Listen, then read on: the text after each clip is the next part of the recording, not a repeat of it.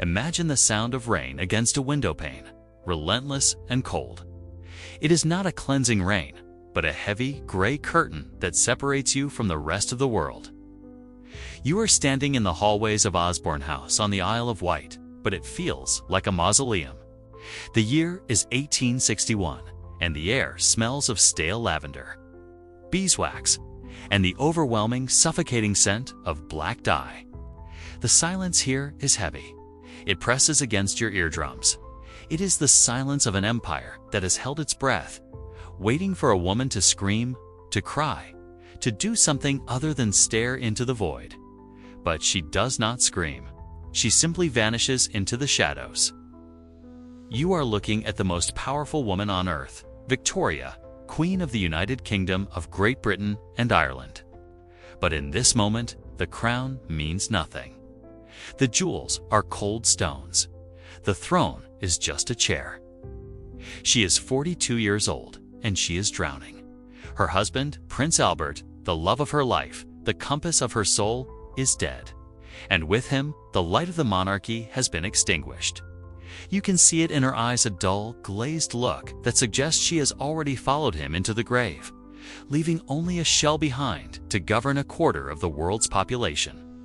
For 3 years, you watch as the machinery of the state begins to rust. The Queen refuses to open Parliament. She refuses to be seen in London. She wraps herself in black crepe, a mourning dress she vows never to take off. The politicians whisper in the corridors of Westminster. They call her the Widow of Windsor. They say she is mad. They say the monarchy is dying of grief. The public begins to turn.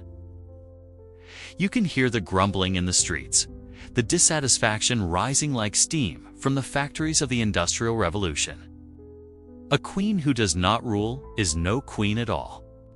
The atmosphere is toxic, filled with the dust of neglect and the damp chill of a sorrow that refuses to heal. But then, the scene shifts. The gray skies of the Isle of Wight give way to the rugged, biting winds of the Scottish Highlands. The air here is different. It is sharp. It tastes of pine and peat smoke. It is 1864, and the doctors, desperate to pull the Queen from her catatonic stupor, have prescribed fresh air and a reminder of happier times. They bring forward a pony. And holding the reins of that pony is a man who looks nothing like the polished, powdered courtiers in London. Look at him. He stands nearly 6 feet tall, with a beard that looks like it was carved from the rough granite of the mountains. He is wearing a kilt, the tartan colors vivid against the drab landscape. His hands are calloused, his skin weathered by decades of storm and sun. This is John Brown. He is a servant, a gillie, a man whose job is to lead horses and carry guns for the nobility. But look closer at his eyes. There is no deference there. There is no fear. While the dukes and earls bow so low, their noses touch the floor. Terrified of upsetting the grieving widow, John Brown stands straight. He does not whisper. He speaks. And his voice is a rough baritone that cuts through the delicate, suffocating silence of the royal entourage. He looks directly at the Queen of England, something that is strictly forbidden by protocol, and says that she looks pale, that she needs the wind in her face. The courtiers gasp. You can feel the tension in the air, electric and sharp. They wait for the rebuke. They wait for the Queen to banish this insolent peasant who dares to speak to her as if she were a mere mortal. But the rebuke never comes. Instead, for the first time in 3 years, you see a flicker of life in Victoria's eyes. It is a tiny spark, born of shock, perhaps, or maybe relief. Finally, someone is not treating her like a porcelain doll that has already shattered. Finally, someone is treating her like a woman. She takes the reins. She mounts the pony. And as they walk into the mist of the Highlands, leaving the shocked court behind, you realize that history is shifting. The grieving widow is about to become something else entirely. The relationship that begins on this wet, windy afternoon will save her life, but it will also threaten to destroy the very foundation of the British monarchy. As the weeks turn into months, you witness a transformation that defies all logic of the Victorian era. The court returns to Windsor, and John Brown comes with them. He is no longer just a gilly. He is the Queen's constant shadow. You see him marching down the gilded corridors of the palace, his heavy boots clumping on the priceless carpets, the sound echoing like a drumbeat of rebellion. The other servants sneer. The politicians are baffled. Why does the Queen, who commands the respect of emperors and sultans, defer to this rough-mannered Scotsman? You are there in the private drawing rooms, hiding in the shadows, listening to their conversations. They are not talking about state affairs or diplomatic treaties. They are talking about the weather, about the dogs, about the spirit world. You see, Victoria is obsessed with death, and Brown, with his Highland superstition and unwavering confidence, becomes her conduit to the other side. He assures her that Albert is watching. He gives her permission to live again, but only on his terms. He calls her woman, not your majesty, not ma'am, just woman, and she allows it. You see her fussing over his uniform, checking his collar, ensuring he is warm enough, reversing the roles of master and servant until the lines are so blurred they no longer exist. He speaks his mind to her, criticizing her children, scolding her when she is fussy, and ordering her to drink her whiskey. And she obeys. The most powerful woman on earth obeys the stableman. The atmosphere in the palace changes from sorrow to scandal. It starts as a murmur, a raised eyebrow over teacups. But soon, it becomes a roar. The Queen's children, especially the future King Edward, watch with growing horror. To them, John Brown is a cancer. He is an embarrassment. You can feel the heat of their jealousy. They are the blood royals, yet they cannot get 5 minutes alone with their mother without this rough Scotsman standing guard, his arms crossed, his eyes challenging them to cross him. The rumors begin to leak out of the palace walls, seeping into the streets of London like sewage. You walk past a newsstand and see the satirical cartoons. They depict the Queen of England with an empty throne, and beside it, a bottle of scotch and a pair of Highland boots. They call her Mrs. Brown. It is a nickname that stings like a whip. It implies marriage. It implies intimacy. It implies that the Queen has lost her mind, or worse, her virtue. But you know the truth is more complex than a simple scandal. You are watching a woman who is drowning find a piece of driftwood in a storm. She clings to him not because of lust, but because of survival. He is the only thing that feels real in a world of fake smiles and political maneuvering. He is her protector. And he takes that role literally. You are transported now to a cold day in London, 1872. The Queen is in an open carriage. The crowd is cheering, but the noise masks the danger. Suddenly, a figure lunges from the crowd. A young man, Arthur O'Connor, rushes the carriage, a pistol in his hand. The guards are too slow. The princes are too shocked. But John Brown is not. In a blur of motion, you see him leap. He does not hesitate. He grabs the assailant, wrestling him to the ground before the trigger can fully pull. The Queen is safe, but as she looks at Brown, dusting off his kilt, holding the would-be assassin down with a knee to the chest, you see something change in her face. It is no longer just reliance. It is devotion. She pins a medal to his chest herself. She declares him her best and truest friend. This act of heroism cements his place at her side, but it also seals his fate as the most hated man in the British establishment. The Prime Minister despises him. The Prince of Wales wants him gone. You can feel the walls closing in. The whispers in the dark corners of the palace are no longer about ridicule. They are about removal. How do you solve a problem like John Brown? You cannot fire him. The Queen would never allow it. You cannot bribe him. He has no interest in gold, only in his position. So the court begins to wait. They wait for a slip-up. They wait for the drink to take him. You see, John Brown has a weakness. The same whiskey that he pours for the Queen, he pours for himself, but in much larger quantities. You watch him stumble in the hallways late at night, his speech slurred, his temper volatile. On one occasion, he falls down outside the Queen's bedroom door, so drunk he cannot stand. The courtiers rush to report this to Victoria, their eyes gleaming with triumph. Surely, they think this is the end. But you watch the Queen's reaction. She does not fire him. She does not scold him. She helps him up. She covers for him. She tells the court he is merely suffering from nervous exhaustion. The denial is absolute. It is the denial of a woman protecting the only person who makes her feel safe. But this protection comes at a cost. The isolation of the monarchy deepens. The Queen is no longer just the widow of Windsor. She is the hostage of her own heart and the servant who holds the keys to it. The tension builds to a breaking point. It is a psychological war between the Queen's children and the Queen's keeper. You can feel the hatred radiating from Prince Edward. He refuses to speak to Brown. He turns his back when Brown enters the room. It is a silent, cold war fought over the dinner tables and in the hunting lodges of Balmoral. And in the middle of it all sits Victoria, oblivious or perhaps willfully blind, writing in her diary every night. Ah, the diary. You see her scratching away with her quill, the ink staining the page. She writes millions of words. She details every conversation with Brown, every touch of his hand on her arm to steady her, every moment of laughter they share away from the prying eyes of the court. If those pages were to be read by the public, the monarchy might crumble.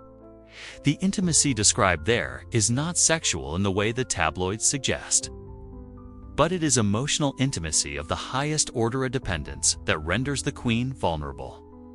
As we move deeper into the 1870s, the physical toll on Brown becomes visible. He is aging. The drinking is getting worse.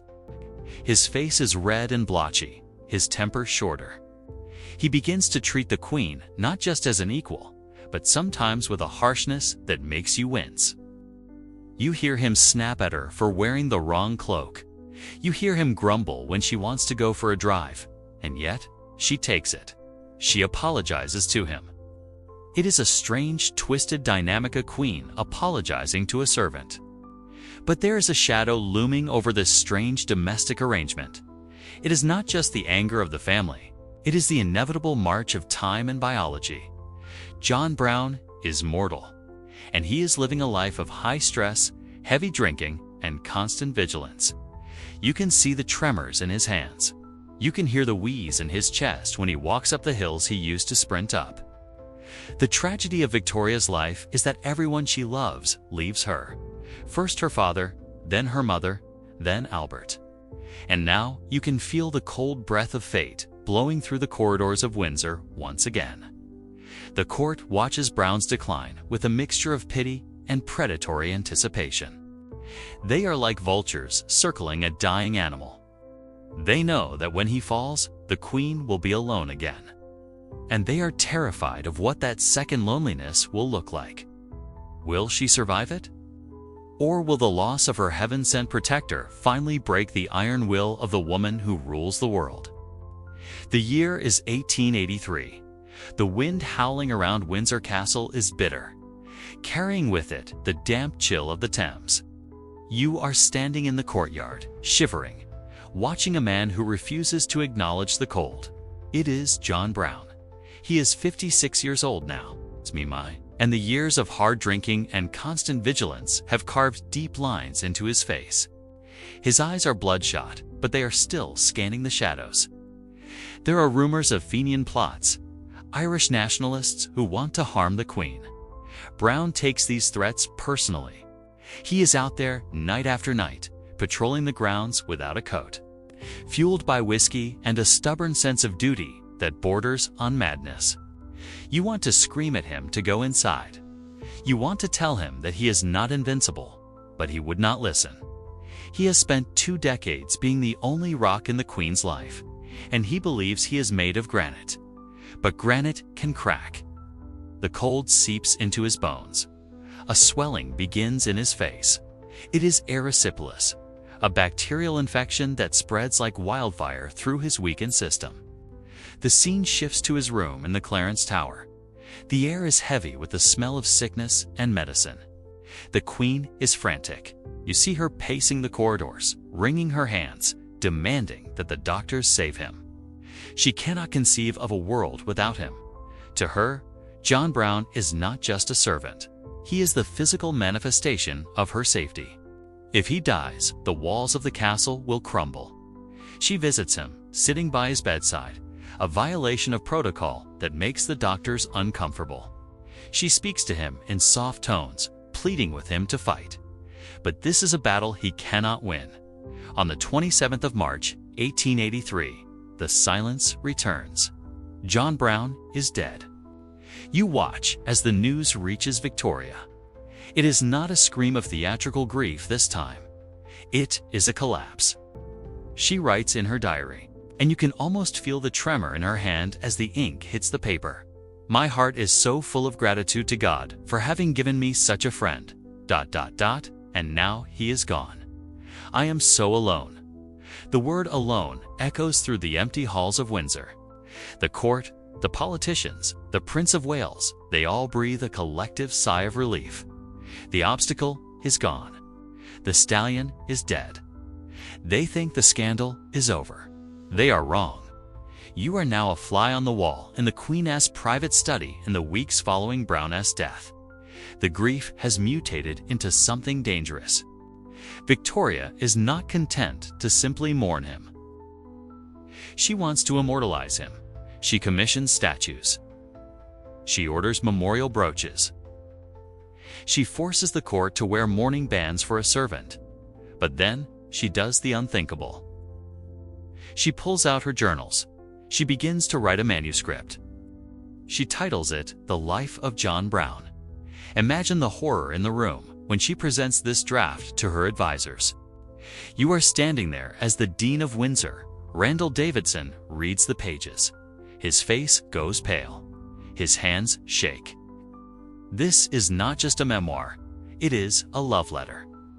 It details their intimacy, their arguments, their profound connection. It is raw, honest, and completely destructive.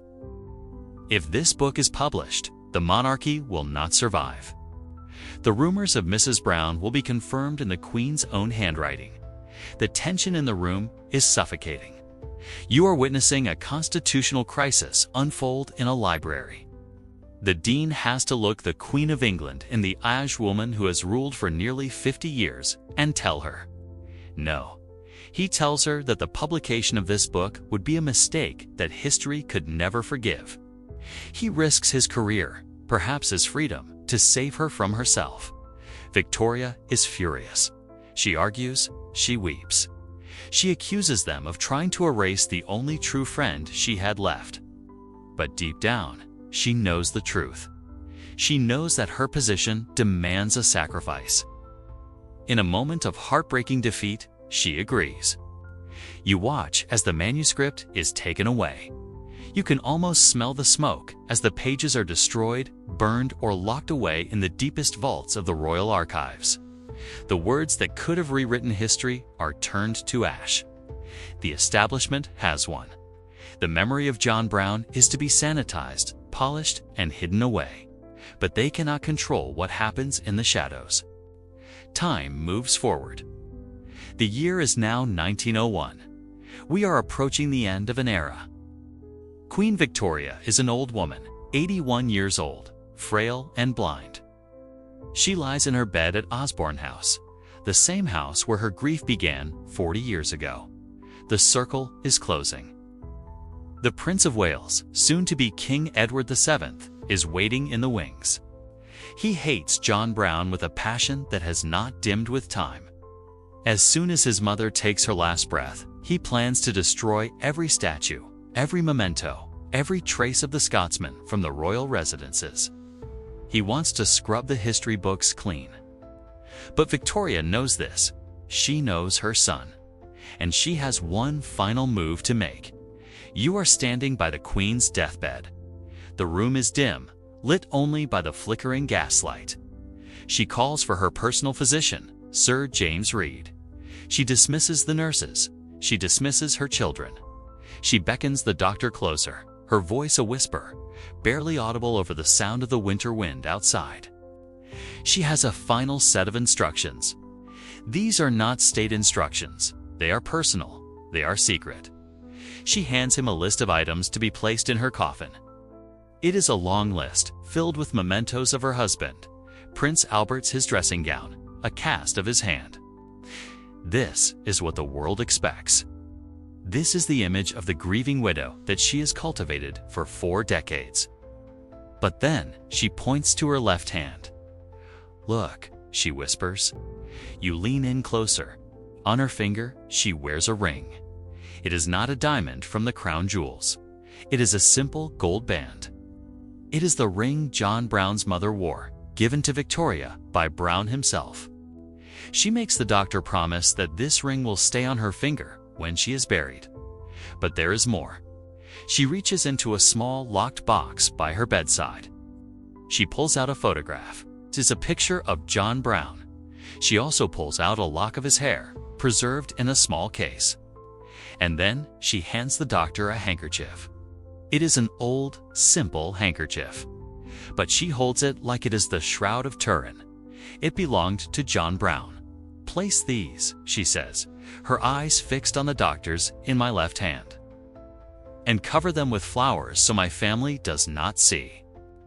Do you understand the weight of this request? She is about to be buried as the matriarch of Europe, the grandmother of emperors. And yet, she chooses to go into eternity holding the hand of her husband on one side and the token of her servant on the other. It is a final act of rebellion, a final declaration that her heart was big enough for 2 men, even if the world said it was a sin. The Queen dies on January 22, 1901. The world mourns. The pageantry is immense. Kings and Kaisers walk behind her coffin, but you are the only one who knows the truth. You watch as the doctor, faithful to his oath, secretly places the photo, the hair, and the handkerchief into the coffin. He arranges the flowers carefully, hiding the evidence of the Queen's secret heart. The coffin is sealed. The secret is locked away in the darkness, buried beneath the stone floor of the royal mausoleum at Frogmore. King Edward VII storms through the palaces, smashing the statues of John Brown, burning his letters, erasing his name. He thinks he has one. He thinks he has purified the bloodline. But he is wrong, because 60 feet underground, in the silence of the tomb, the Queen is sleeping. And in her cold, stiff hand, resting against her heart, is the lock of hair of the Highland servant.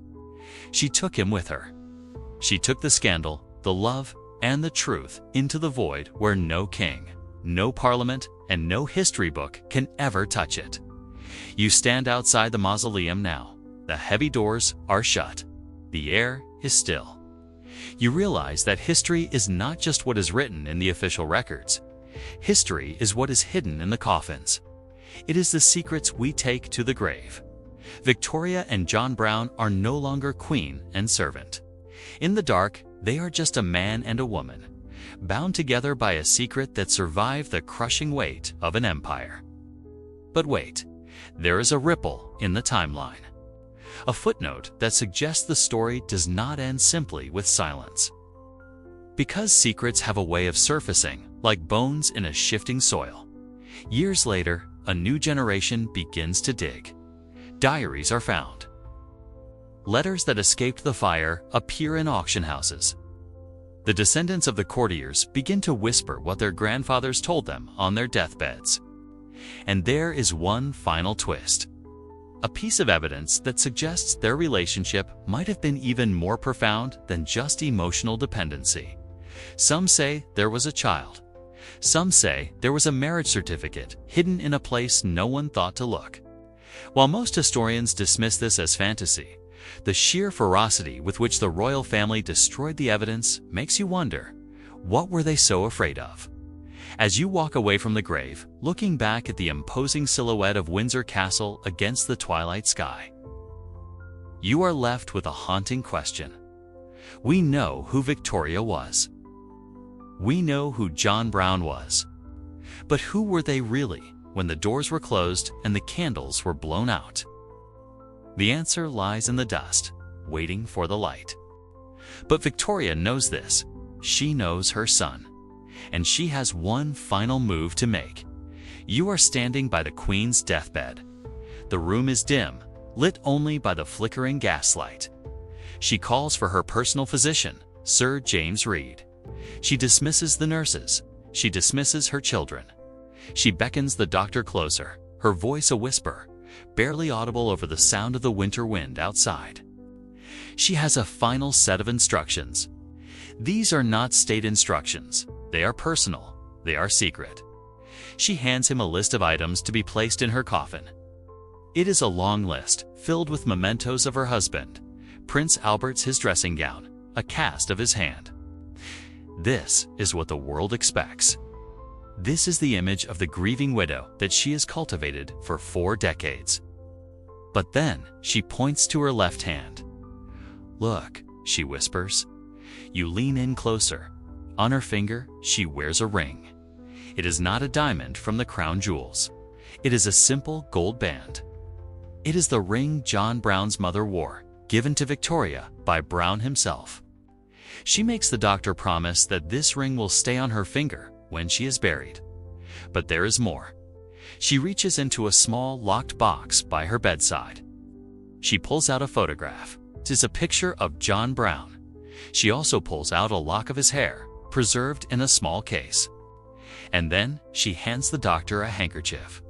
It is an old, simple handkerchief. But she holds it like it is the Shroud of Turin. It belonged to John Brown.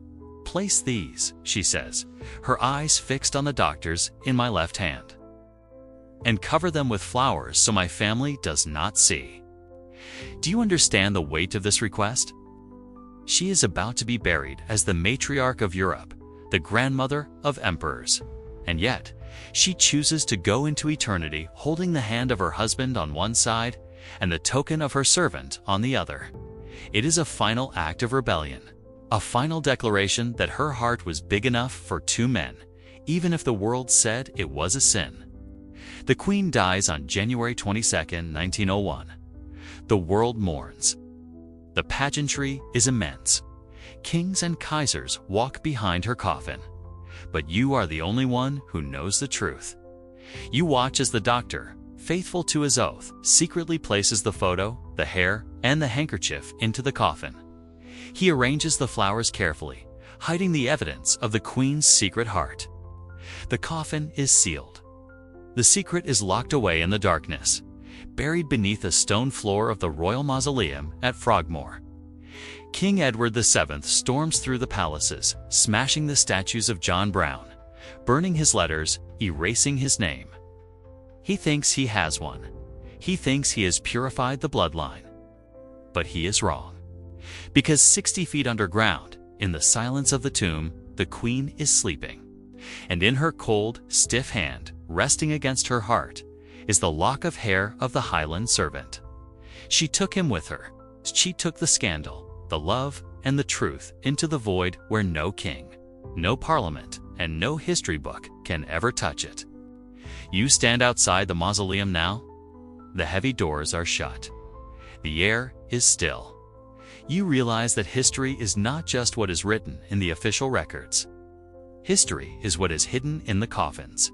It is the secrets we take to the grave. Victoria and John Brown are no longer queen and servant. In the dark, they are just a man and a woman, bound together by a secret that survived the crushing weight of an empire. But wait, there is a ripple in the timeline. A footnote that suggests the story does not end simply with silence. Because secrets have a way of surfacing, like bones in a shifting soil. Years later, a new generation begins to dig. Diaries are found. Letters that escape the fire appear in auction houses. The descendants of the courtiers begin to whisper what their grandfathers told them on their deathbeds. And there is one final twist. A piece of evidence that suggests their relationship might have been even more profound than just emotional dependency. Some say there was a child. Some say there was a marriage certificate hidden in a place no one thought to look. While most historians dismiss this as fantasy, The sheer ferocity with which the royal family destroyed the evidence makes you wonder, what were they so afraid of? As you walk away from the grave, looking back at the imposing silhouette of Windsor Castle against the twilight sky, you are left with a haunting question. We know who Victoria was. We know who John Brown was. But who were they really when the doors were closed and the candles were blown out? The answer lies in the dust, waiting for the light. We are now standing in the quiet, sterile atmosphere of a modern archive. The year is 2025. The smell of dust and old paper surrounds you. You are looking at what remains of Queen Victoria's journals. You reach out in your mind to touch the pages. They are filled with her handwriting, looping, energetic, passionate. But look closer. Do you see the gaps? Do you see the rewritten lines? After the Queen's death, her youngest daughter, Princess Beatrice, spent 30 years transcribing her mother's journals. But she was not just copying them, she was sanitizing them. You can imagine the scene: an elderly princess sitting by a fire, reading the raw, unfiltered thoughts of the most powerful woman in history, and then throwing the original notebooks into the flames. Beatrice burned the evidence. She edited out the pain, the raw emotion, and almost every intimate reference to John Brown. What we have left is a mutilated history. We are looking at a portrait where the face has been painted over. The royal family tried to protect the Queen's reputation, to ensure she was remembered as the stoic, black-clad symbol of empire. Not a flesh and blood woman who desperately needed the touch of a rough Scotsman to feel alive. But you cannot burn a legacy. Despite the destruction, the ghost of John Brown refuses to leave Windsor. In the last century, historians have pieced together the fragments that survived the purge. We found the letters from doctors expressing concern over the Queen's infatuation. We found the diaries of politicians who were baffled by Brown's power. And most importantly, we found the humanity in the story. So, the question remains, hanging in the air like smoke: did they marry? Rumors of a secret, spiritual marriage, a morganatic marriage, have persisted for over a century. There are whispers of a ceremony performed in the Highlands, witnessed by only a few trusted souls. There are stories of a child sent away to Paris.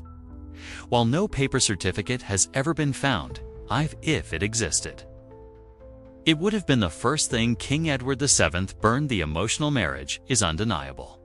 You realize now that the physical act is almost irrelevant. Whether they shared a bed is a question for the tabloids. The real scandal, the real dark secret of the British royal family, was that the Queen found her equal, not in a prince or a king, but in a servant. She found a man who did not care about her crown, only about her heart. In a class-obsessed Victorian society, this was a sin far greater than adultery. It was a betrayal of the social order. As we stand back and look at the entirety of this saga, the image of the Widow of Windsor changes. She is no longer just a statue. She is a survivor of immense trauma. And John Brown is no longer a villain or a manipulator. He is a complicated, flawed, mannerigant alcoholic, rude, but also fiercely loyal. He was the only person brave enough to pull a grieving woman out of the darkness. Think about the ring on her finger, buried 60 feet underground right now. The queen of the greatest empire the world has ever seen lies rotting in the dark. But on her hand, hidden beneath the dust of a century, is a simple gold band from a Scottish farmer's son. It is a secret defiance that has outlasted the British Empire itself. The colonies are gone. The power has faded. The politics of the 19th century are dust, but that ring remains. It tells us a final, universal truth. Power is lonely. History is written by the winners, but the truth is often buried with the lovers. The story of Victoria and John Brown is not just a royal scandal. It is a testament to the terrifying, beautiful, and desperate need for human connection. In the end, she did not want to be a queen. She just wanted to be understood. And perhaps, in the rough, whiskey-scented embrace of John Brown, she finally was.